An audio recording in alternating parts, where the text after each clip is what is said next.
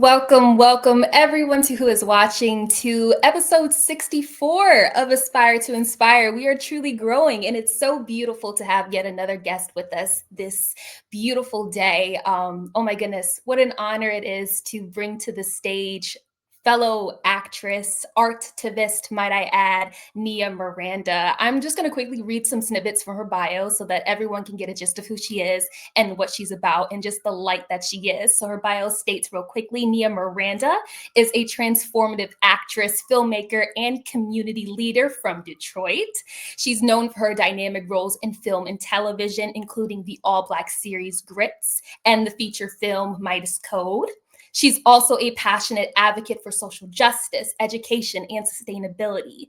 As a co-founder of Bringing Love Back LLC, Nia uses art and storytelling to inspire change and uplift marginalized voices. While her community work has been recognized by outlets such as Forbes and ABC News, she is definitely a force within this industry. I have the honor of bringing Nia to the stage. Hi, Nia. How are you, love? Majay, I am wonderful. You were reading and I was like, oh, I did do that stuff, huh? Right? It can be awkward to read bios, but I want to do that to honor my guests because I never want anyone to feel small in what they do. There's so much power in what you have created and what you will create. So, girl, I'm applauding you at this very moment. I'm reading it and I'm just like, wow, she's accomplished all these things, and there's so much more that you're going to be able to do. So I'm excited Right. to hear from you and to just honestly take it all to the beginning and honestly just welcome yourself here on this platform, introduce yourself. And I would love to know genuinely, where did this all begin for you prior to the credits and prior to the activist work that you do within your community and outside? Tell us where it all began for you. Well, yeah, first, thank you so much for having me here, Amaje. I have always been very, very inspired by you. I thoroughly admire the work that you do, your work ethic, and how you do everything with excellence. And so it does not go unnoticed. So I'm very honored to be here on your platform today.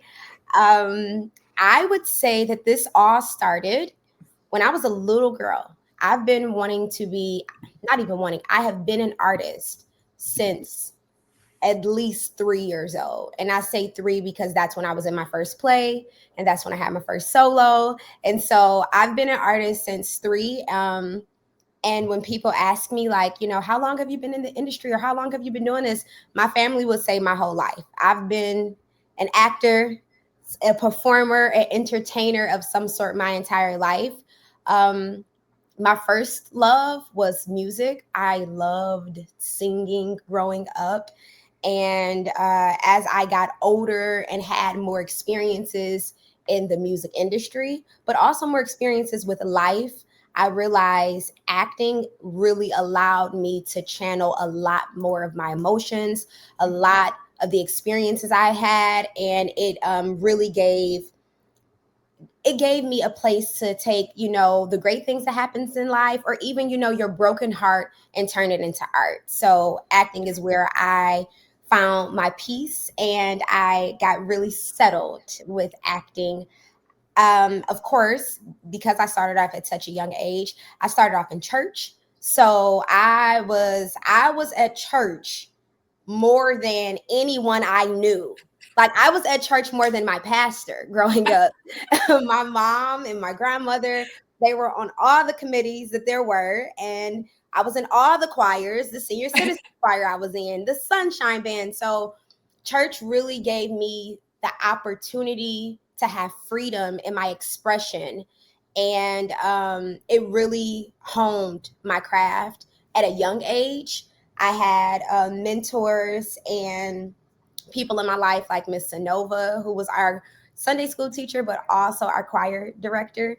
And any given Sunday, we could be singing a song, and me and my group of friends, like, we're waiting for the breakout because we've done a remix that nobody knows we created. And as soon as this breakout happens, we gonna hit the church with the remix. And we wouldn't get in trouble for things like this. It was just very welcomed. And so I always felt comfortable with sharing my art and expressing it. Yeah. Oh, I love that, especially with the church background. It's funny because I know you. And it's just beautiful to hear that that was how you got started. I would have never known, but it obviously shows your dedication, especially from such a young age, being able to grow and cultivate your craft at such a young age and then transition to where you are now. It's just a nice reflecting moment, you know what I mean? To kind of see the growth and how everything aligns to where it's supposed to. Yeah. So I appreciate you diving deep in terms of how young Nia is. And I see her within you, especially looking back now. And I love that you hold that dear to you. I truly do. That's so cool. I love it. I love it. And with all that you've accomplished thus far, and I think that this question is really generated for audiences who may not know acting or may not understand the business. There's a lot of misconceptions that Yeah. comes about the term I am an actor or the statement I am an actor. In your career thus far, because I'm sure you've heard a few, what do you believe is one of the biggest misconceptions when it comes to those looking from the outside and understanding of what is an actor and what we do? Have you heard any misconceptions in your career thus far? I've heard a lot of misconceptions. Some that just fly to my mind the quickest is that, oh, I can act because I can cry, or I can remember lines. Acting is remembering lines. And what I found to be very interesting is, especially in this day and time where we have, which I'm really happy for, but we have a lot of independent work being created. I've noticed, because I'm a lover of the arts, I've noticed that people who are untrained will give themselves the title of being an actor, or will attempt acting quicker than they will give themselves the title of being a singer or try to sing.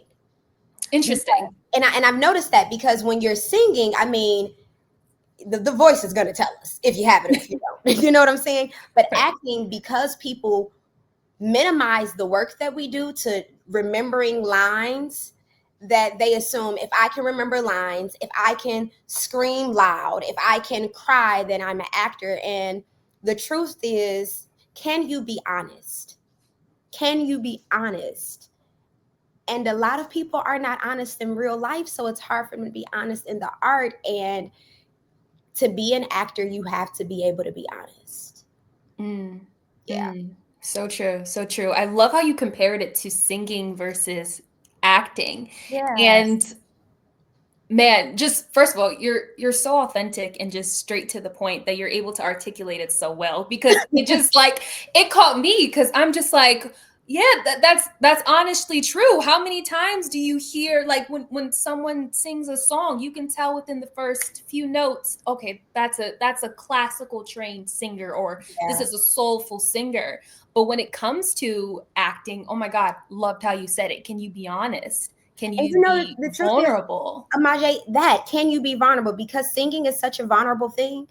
Like, it's very vulnerable that people won't even pick up a song. You know what I'm Yeah. saying? But they would pick up a script and attempt, as if the craft and the skills doesn't have to be as respected as it Mm, does with music. right. What I'll Right. say, it's people Yeah. wanting to be in front of a camera quicker than they are running to put a album in the studio down or something like that, because I think the Mm, respect level for some reason is different until you really get into the art of acting and you get an opportunity to work with someone who is maybe trained or skilled, and you start to notice really quickly, oh, there's a difference. there is. There is. And this is a great segue to my next question. And in terms of understanding the craft and honing it and identifying when a person knows or when they're trained and you can tell, what was your transition in a sense from, okay, I am an aspiring actor to officially being a working actor? Now, this can go into training, this can go into networking and things of that nature. But what was that transition for you? I have been on this journey for a very long time. Once the world really finds out about me, they're gonna be like, oh, this was an overnight success. And it's like, no, no, no, no, no. I've been working very hard for a very long time. So since I was a young child, I've always created opportunities for myself or took advantage of the opportunities that I had around me to get myself further in my career, whether it be acting, singing, public speaking, or whatever. You know what I'm saying? I understand that networking is extremely important, and I am someone who respects training. Did I have natural talent? Absolutely. I was born with a well of talent, but because I respected the craft so much, I knew that I wanted to train. So although I had been acting and I had been a working actor in series and I had already had like a film, make it to a film festival and win some awards, I didn't.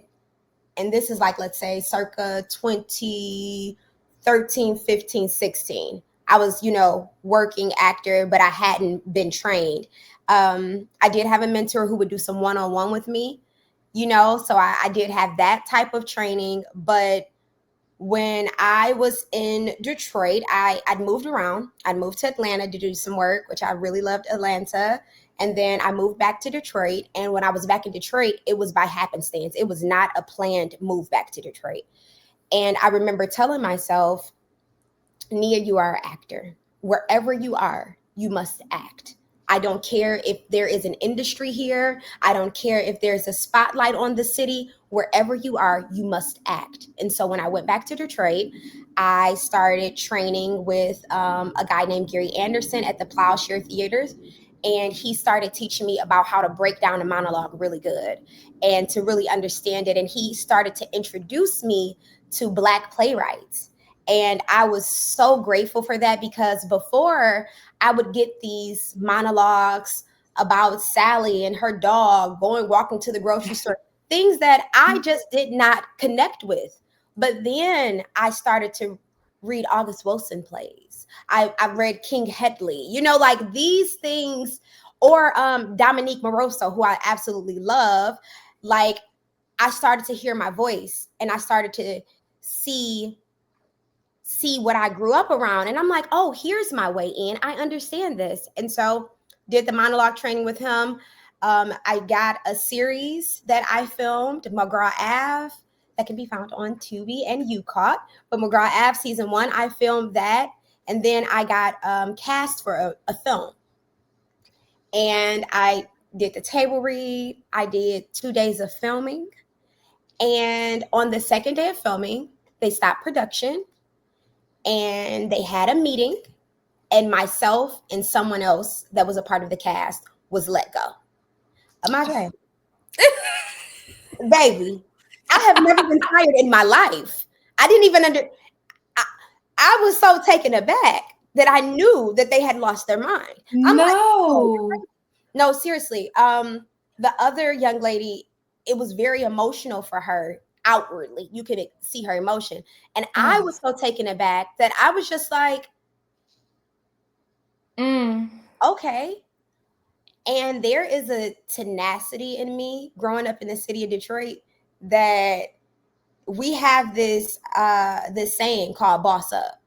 And in that moment, I knew that I was about to boss up like I had never bossed up before.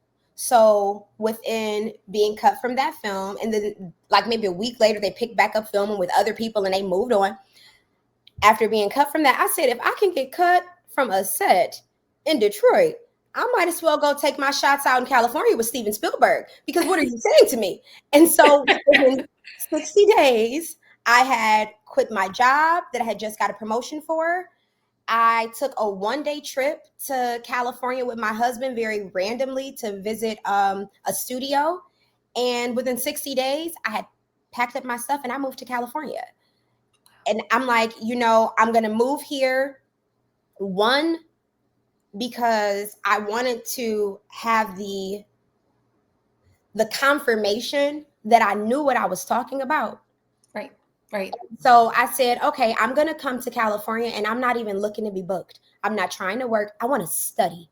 I want to be a student of this craft. I want to dig in so deep that when I come back up, I'm so sure of myself. I'm so sure of my skill set that I could really care less if I get fired or hired, because I'm sure of myself and I'm sure of my craft. And that's what I did. I came out here to California. I studied at Richard Lawson Studios, and I just immersed myself in all things acting and filmmaking, and it really let me find out what my artistic voice is. So Mm, now I have a completely different respect for acting because it's taught me so much about myself, as well as I have a completely different respect and appreciation for being cut from that film. Because if I right. hadn't been cut, I would not have gotten that boost that I needed to make such a huge leap as moving 1,000 miles across, the country and studying. So that's how I kind of got here. Wow, that's crazy to be let go. And please, did they give a reason? Not that you need one, but did they Girl, give a reason? child, they gave me something that I knew was not the case. And as life has it, as time progressed, they definitely had to double back on your girl There and you book go. me for a couple more things. That And I ended happens. up getting really close with the actress who ended up working the character that I had. And I found Wow. out it was a lot of other things going on behind the scenes that had absolutely nothing to do with me, my Mm, talent, or anything. So I'm so happy that I didn't allow that moment to break me, because see, moments like that can break artists. Artists are sensitive. Erica Badu said it. We are sensitive, right. and I knew that they did not give me my gift, so they couldn't take it away. And I'm so Mm. glad that I had that attitude, because when I found out the truth about what was going on, it had absolutely nothing to do with me. Imagine how many times as artists this even goes into the everyday life of an actor. We do auditions, we do self tapes, we submit them, we don't hear back, but amount of times how much of it is beyond our control or has nothing to do with us at the end of So the much. day. Yes. So many times, so many times. But girl, I would have revolted. I would have started throwing. I would have been mad. I I would just, have you know been what I did? furious. I bossed up. I'm like, oh, okay, you want to fight? Watch what I go out to California and do. Watch. And sure Exactly. enough, I did my thing, and they were, hey Nia, can you come and do this? Can you come and do that? And I did go back and play over there a couple more times until it got to the point that, that's no longer serving me. I'm in another place in my creativity now. So thank you, but no thank you. There you go. There you go. And I would love to ask you this in terms of transitioning from Detroit to California. I love this current age we're in terms of just LA is not what it used to be. And it's interesting having been there for some time and noticing such a dramatic change. I Yeah. mean, of course there's things happening, but I feel like the dynamic is just changing so much because the industry is changing so much.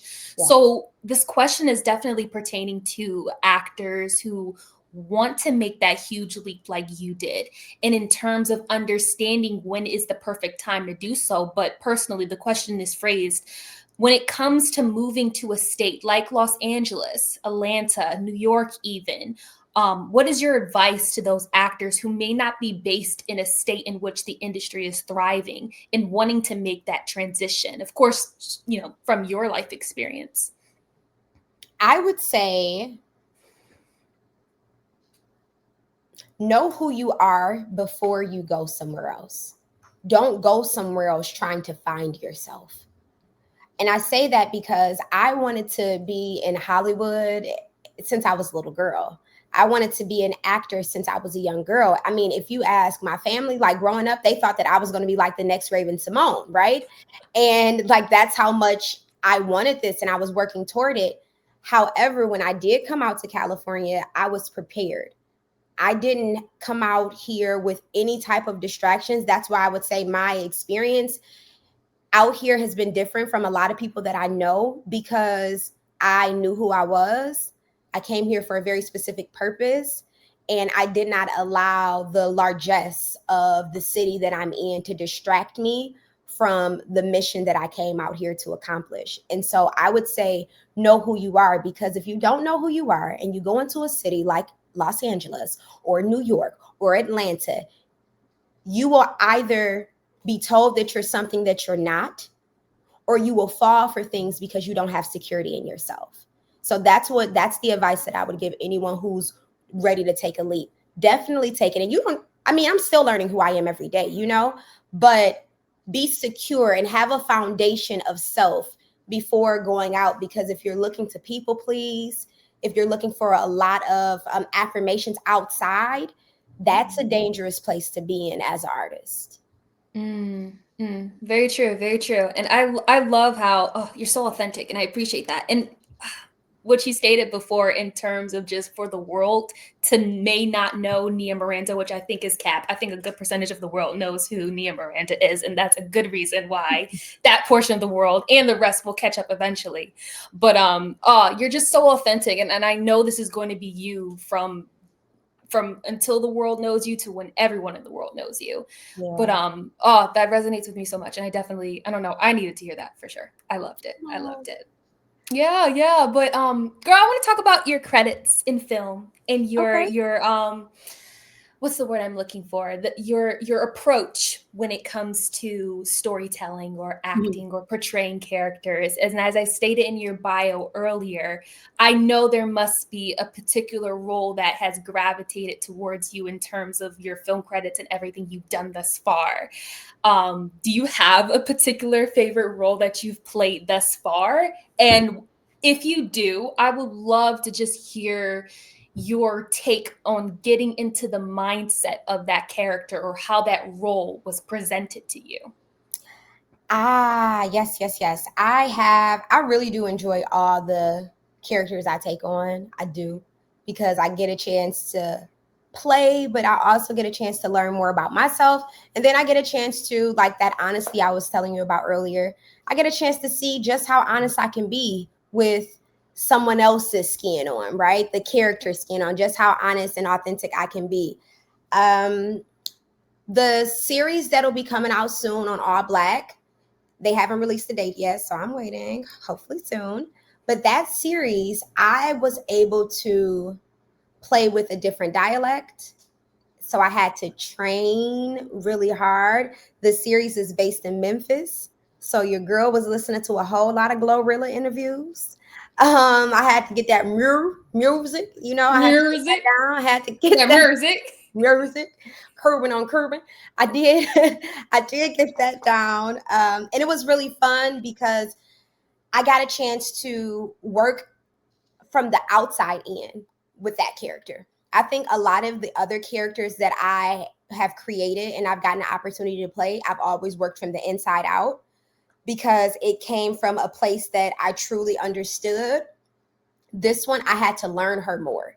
And then I had to find where we were related. So working from the outside in, I got like nails that were super long. I like super long nails, red wig. I had got a grill custom made. Like, this is not the production telling me to do this. This is me creating the character that I want to portray, right? This is how I see her. And so I went to the nth degree and I had a lot of fun doing that. I also say that character will stick with me for the rest of my life because on that set and at that time to date, that was probably the largest booking I had had. The day before day one of me filming is when I got the call that my father had passed. And like I just got my grill done and everything, coming back preparing for day one, and like 6 hours before I had to show up on set, I found out that my dad had passed. And I say I was that role and that character will be with me forever because it teaches you things about yourself. In that moment, I had to decide, Nia, are you going to give them a call and let them know, hey, you guys, I can't do this right now because I just lost my father? Or do you still show up? And then if you do show up, how do you want to show up? I have an option of showing up where it's like, yeah, you know, this happened to me, and receiving a lot of the, I'm not going to use the word pity, but a lot of the empathy and sympathy that I'm sure everyone would have given. Right. I made the decision, take that broken heart and put it into art, right? So I know what I'm currently going through.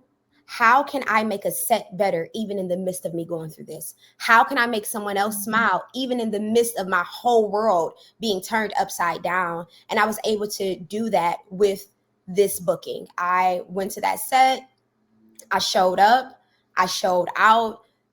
People were like, oh my God, you're amazing. This. I got a lot of great admiration. And my director did not know what was going on until after I was done filming day one. And Wow. luckily, I had a break in between filming where I was able to, that same night after wrapping, that same night, I was able to catch a flight, head to Miami where my father was, and start to work on family things. But that character, that role, and that booking will stick with me for the rest of my life. Wow, wow. And talk about real briefly, well, reflecting and also just the power of listening to guests is to be able to take away certain things and the gravity of it. Um to be an artist and to put your personal life aside, understanding the task that you have at hand in terms of this is a role that I have accepted. I'm on set. This is professional Nia, but understanding that these two worlds, my personal life and this world on set, has to be separate for this very, very moment, and to still give your all in spite of what was given to you. That just, man, that just amplifies just how a student of the craft you really are. Like, goodness gracious, to be able to still be present and not have given into needing the the sympathy or the empathy from others around you, from the director on set, but to still show up 1,000%, regardless of 1,000%, I'll say, and to be present. That's Hollywood. That's what I'm hearing. Like, that's Hollywood right there. And I love what you said, and it needs to be on a t-shirt. You turn heartbreak into art. Yeah. Or something along those lines. But man, that's just, as someone listening, that's like, it's just like, that's how I know that this is someone who is truly about it, and it's not to be taken so lightly.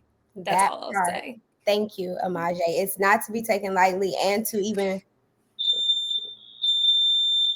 You're good. You're good.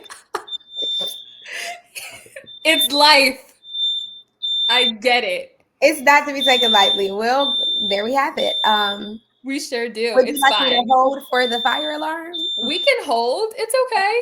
I'll hold for the fire alarm. Hopefully they get that together really soon. It's perfectly That was fine. random. That is life. No, it's life. It It is happens. life. But that's what happens in life though, Amaje. You are having a beautiful interview, having a moment, and then the fire alarm. And guess what? You have to keep going, right? Exactly. Same thing Pivot and with keep going. that booking. I had a beautiful booking in this, and then my father, what do? You pivot and you keep going, because ultimately, when you say you want something bad, we all have our desires. But when you have your desire in your hand, how easily are you willing to give it up? And how hard will you work for it? And what are you willing to sacrifice for it? And I think when we think about the word sacrifice, we downplay what sacrifice really truly is. Sometimes it's time, sometimes it's sleep, and sometimes it's sacrificing the emotions that I'm currently, Nia, going through right now, that I have to put on the side so I can live this other character and still be honest that this character has even more meaning, or it's a different foundation under her, because if Nia's going through something, then guess what? The character is going through something too. So if Nia's father just passed, maybe this character's father didn't pass, but maybe it was her puppy. Maybe it was this. So there's a filter that she has to work through. And I took that opportunity. I took it as an opportunity to show myself how mentally equipped I was. We all think that we're mentally strong until you actually have to be mentally. And I feel like that the moments can only come through life experience. Nothing can prepare you. Nothing can prepare. Nothing can prepare you. But the choice you make to move forward towards it, or what I'm looking for is the reaction out of what's given to us and what we choose to do afterwards Yes. reflects character, reflects heart Yeah. so much. But moving on, just I know in my bio, in your bio, I was able to talk about your LLC, and I really want to bring that up here because I think that is worthy of talking about and worthy of mentioning, and it's something I didn't know about you, so I'm talking about it here. Please, please, please, beyond acting, you co-founded Bringing Love Back LLC. Yes. I would love how that has been curated. Where did that initially begin? You know, outside of an actress, you are a co founder of this LLC. So I definitely want to bring this to light and have people hear about what this platform is. And please, please, please, I'm all ears to hear what it's about. Thank you. So, Bringing Love Back LLC was created, I'd say it started in 2012 as a podcast. So, this is before podcasts were like a huge thing. And in 2012, my husband and I, he was my boyfriend at the time, we were on we created our podcast called Bringing Love Back.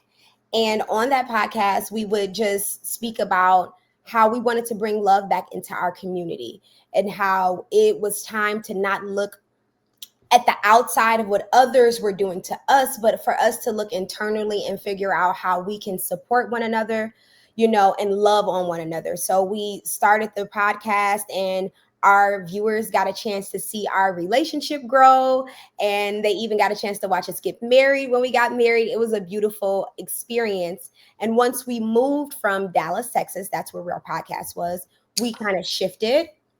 Yeah, the podcast was in Dallas. We shifted, and Bringing Love Back didn't just stay a podcast, it became a, a production company that curates events as well as films that bring love back, but also shed a light to topics that we need to discuss and we need to handle within our community. And I'm so grateful that my husband and we're still on this venture together. And now it's getting even bigger. We have some really great stuff coming up for Bringing Love Back. But we've done events like there was an event that we did called Hushed, giving a voice to survivors of sexual assault and domestic violence. And so that was my first attempt at artivism, where I had a series that was premiering. I was premiering Homicide Hunter, I believe it was. Yeah, Homicide Hunter. And the character I played, she was a victim of domestic violence. And so, and then the short film that I was in, that character was a survivor of sexual assault. So I said, okay, well, let's bring these two films, short film and a series, we'll bring them to a movie theater. We will present them. We will also have therapists there. We'll have, the food, the red carpet, and all that kind of stuff. But then we'll also have therapists, we'll have pastors, and then we're going to give a few people a makeover extraordinaire so they can start feeling good from the inside out. So I had like salons that would donate their time to give a few of the survivors of sexual assault and domestic violence full makeovers, hair, nails, makeup, all that good stuff. And then we were able to make a donation to an organization in the city of Detroit that was helping survivors of domestic violence. And that is when I really understood the impact of what Bringing Love Back is and what it could be. That I was able to merge my love for art, but my also true love for my community and bring that together so that we could learn and love on one another. Yes. Oh my goodness. I'm so glad I asked. Oh my goodness. I love everything that you do. And I definitely wanted to pick your brain in terms of this. And I wish you could share what else is coming for the LLC, but I respect your wishes and I'll allow you to share it with the world rather than this being shared on the platform. I'll let you initiate that for yourself. It's your baby. So I'll let it be your baby. But oh my goodness, I wish you honestly, truly, genuinely the best with the platform and with the business that it is. It's definitely bigger than a business. It feels like a brand, Yes. For the most part, which my gosh, I love it. I really, really do love that. But I do have a fun little game that I would love to do this. And it's actually going to be kind of fun. So Okay. here at Aspire to Inspire, I know the questions can be generally just like back and forth and about acting, but we're going to do some rapid fire. Okay. I'm going to give you a bunch of, let's bring you back. I'm going to give you a bunch of series of questions and you can choose which one you like more, but it's going to be rapid fire. There's 10 questions. Okay, let's do it. All right, here we go. Stage acting or screen acting? Stage. Oh, comedy or drama? Comedy. Oh, improv, off the cuff, or scripted? Improv. Indie film or studio blockbuster? Ooh, that's a hard one. That's a hard one. That's a hard one. I'm going to say indie film. That's that. Yep. No reason why. Just thank you. Thank you for saying the right answer. Red carpet glamour or behind the scene grind? I'm gonna grind, but I'm gonna shine on that carpet. Maybe give me the carpet. I love it. I love it. Method acting or whatever technique you prefer. There's various. Method acting or finding it in the moment. I feel like a gumbo. You got to mix both of those together. You got to mix them both. I love it. Yes. Okay, so this is kind of similar, but this is more tailored to stage, but rehearsals all day or trust your instincts in the moment on stage. I'm going to rehearse all day so I can trust my instincts. There we go. Oscars or Emmy? EGOT. Jesus. Good answer. Write/direct your own project or star in a dream role?